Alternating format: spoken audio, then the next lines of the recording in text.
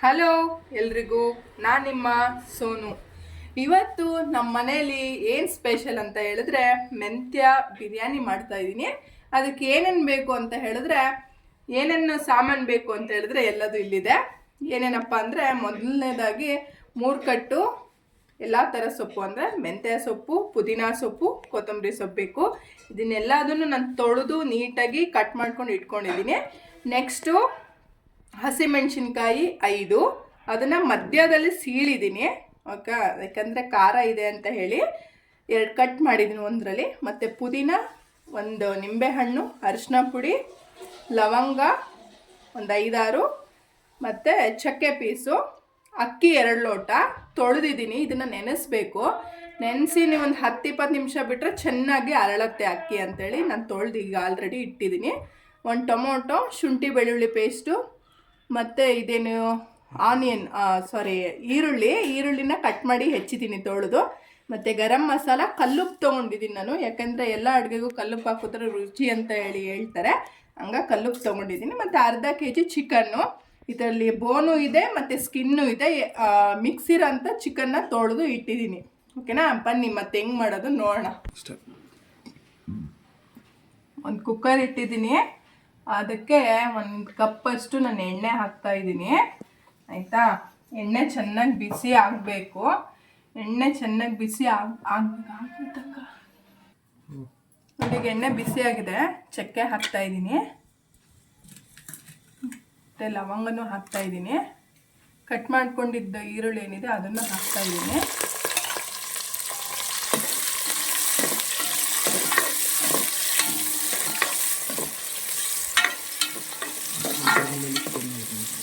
ಈರುಳ್ಳಿ ಏನಿದೆ ಅದು ಚೆನ್ನಾಗಿ ಫ್ರೈ ಆಗಬೇಕು.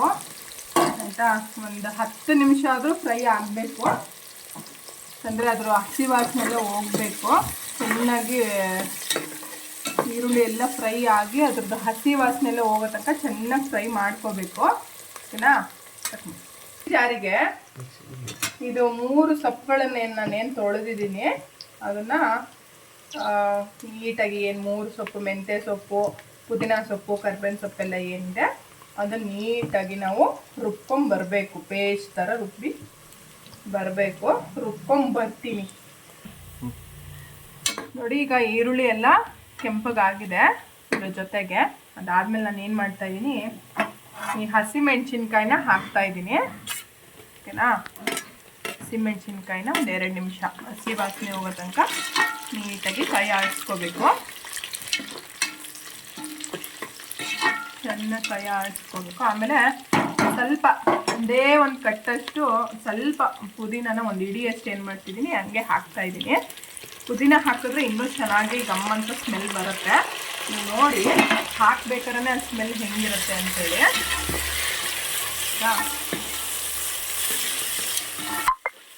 ಆ ಈರುಳ್ಳಿ ಹಸಿ ಸ್ಮೆಲ್ ಹೋದ್ಮೇಲೆ, ಆಮೇಲೆ ಹಸಿಮೆಣ್ಸಿನ್ಕಾಯಿ ಹಾಕಿದ್ಮೇಲೆ, ಪುದೀನ ಎಲ್ಲ ಹಾಕಿದ್ಮೇಲೆ ಅದ್ರ ಸ್ಮೆಲ್ ಒಂಥರ ಗಮ್ಮಂತ ಬರ್ತಾ ಇರುತ್ತೆ.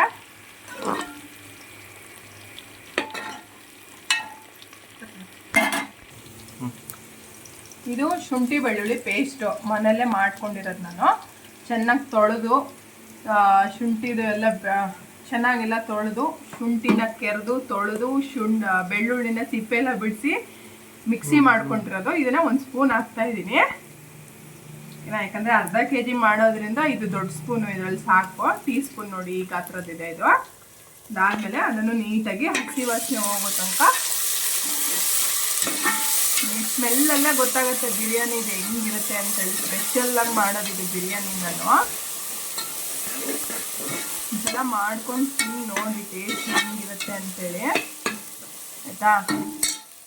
ಆಮೇಲೆ ಅದೊಂದು 2 ನಿಮಿಷ ಹಸಿ ವಾಸನೆ ಎಲ್ಲ ಹೋದ್ಮೇಲೆ, ಎಲ್ಲದೂ 2 ನಿಮಿಷನೇ ಉಟ್ಕೊಬೇಕು, ಯಾಕಂದರೆ ಹಸಿ ವಾಸನೆ ಹೋದ್ರೆ ಚೆನ್ನಾಗಿ ಬರುತ್ತೆ.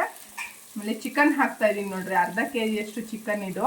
ಇದರಲ್ಲಿ ಬೋನು ಇದೆ, ಸ್ಕಿನ್ನು ಇದೆ, ಲೆಗ್ಗು ಇದೆ, ಎಲ್ಲದೂ ಮಿಕ್ಸ್ ಇದೆ ಬಿರಿಯಾನಿಗೆ. ಹಾಕ್ತಾಯಿದ್ದೀನಿ ಈಗ.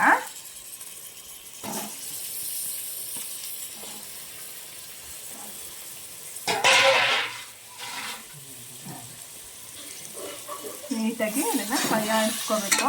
ಯಾಕಂತೇಳಿದ್ರೆ ಒಂದೊಂದ್ಸಲ ಬಿರಿಯಾನಿ ಪೀಸ್ಗಳಿಗೆ ಮಸಾಲೆನೇ ಹತ್ತಿರಲ್ಲ.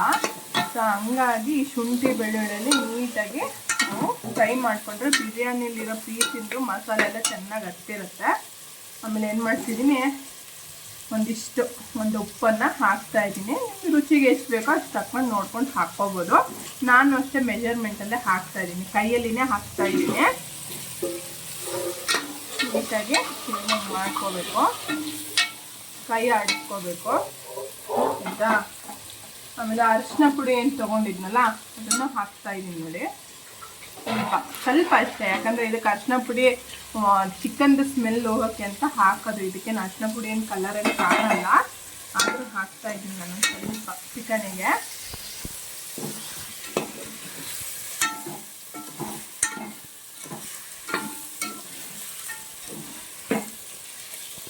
ಒಂದು 5 ನಿಮಿಷ ಇದು ಚಿಕನ್ದು ಏನು ಹಸಿ ಚಿಕನ್ ಇರುತ್ತಲ್ಲ ಅದೆಲ್ಲ ಒಂದು ಸ್ವಲ್ಪ ಗಟ್ಟಿ ಆಗಬೇಕು.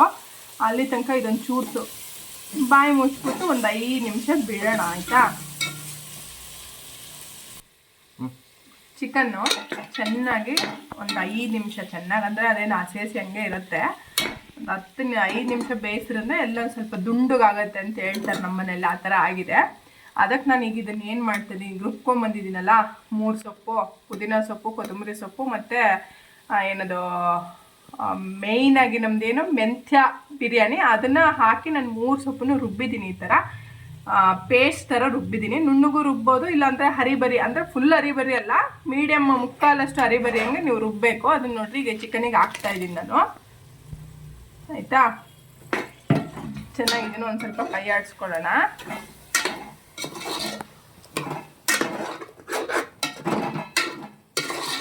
ಇದನ್ನು ಒಂದು 5 ನಿಮಿಷ ಚೆನ್ನಾಗಿ ಬೇಯಬೇಕು, ಯಾಕಂದರೆ ಹಸಿ ಸೊಪ್ಪಿಂದು ವಾಸನೆ ಎಲ್ಲ ಹೋಗಬೇಕಲ್ಲ, ಹಂಗಾಗಿ ಒಂದು ಸ್ವಲ್ಪ ಬೇಯಿ. ಇದು ಚೆನ್ನಾಗಿ ಆಗಿದೆ, ಹಸಿ ವಾಸನೆ ಎಲ್ಲ ಸ್ವಲ್ಪ ಹೋಗ್ತಾಯಿದೆ ನೋಡಿ, ಕುದೀತಾ ಇದೆ, ನೋಡ್ತಾ ಇದ್ದೀರಾ ನೀವು. ಇದಕ್ಕೆ ಗರಂ ಮಸಾಲ ಹಾಕ್ತಾಯಿದ್ದೀನಿ ನಾನು. ಗರಂ ಮಸಾಲ ಆದಮೇಲೆ ಟೊಮೊಟೊ ಒಂದೇ ಒಂದು ಬೇಕಿದ್ದರೆ ಹಾಕ್ಕೋಬೋದು, ಇಲ್ಲಾಂದರೆ ಬೇಡ, ಆದರೂ ಹಾಕ್ತಾಯಿದ್ದೀನಿ ಆಯಿತಾ. ಅದಾದಮೇಲೆ ನಾನು ಈ ಲೋಟದಲ್ಲಿ 2 ಲೋಟ ಅಕ್ಕಿನ ತೊಗೊಂಡಿದ್ದೀನಿ. ಅದು ತೊಳೆದು ನೆನೆಸಿದ್ದೀನಿ, ಒಂದು 20 ನಿಮಿಷ ನೆನೆಸಿದ್ದೀನಿ. ನೀವು ಯಾವ ಲೋಟ ಹಾಕ್ತೀರೋ ಅದರಲ್ಲಿ 1 ಲೋಟಕ್ಕೆ 2 ಲೋಟ ನೀರು ಹಾಕಿ ಆಯಿತಾ. ನೋಡಿ ಅಕ್ಕಿ ಇದು ಹಾಕ್ತಾಯಿದ್ದೀನಿ.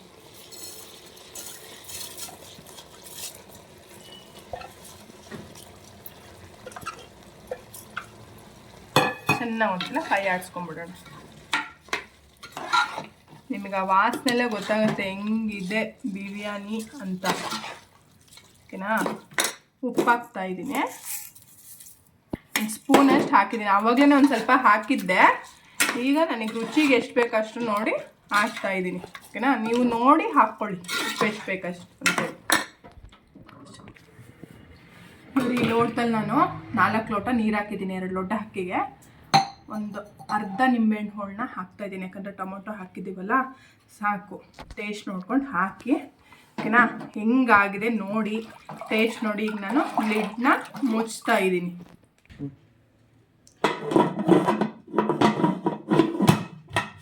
ಲಿಡ್ ಕ್ಲೋಸ್ ಮಾಡಿದೆ ಓಕೆನಾ.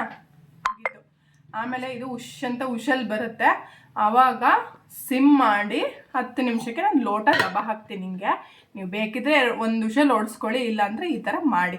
ಆಮೇಲೆ ಹೆಂಗಾಗಿದೆ ಅಂತ ನೋಡೋಣ. ನಮ್ಮ ಮೆಂತ್ಯ ಚಿಕನ್ ಬಿರಿಯಾನಿ ಹೆಂಗೆ ಬಂದಿದೆ ಅಂತ ನನಗಂತೂ ಸಖತ್ ಕ್ಯೂರಿಯಾಸಿಟಿ ಆಗ್ತಾಯಿದೆ. ಹೆಂಗಿದೆ ಅಂತ ನೋಡೋಣ. ಲಿಡ್ ಓಪನ್ ಮಾಡ್ತಾ ಇದ್ದೀನಿ.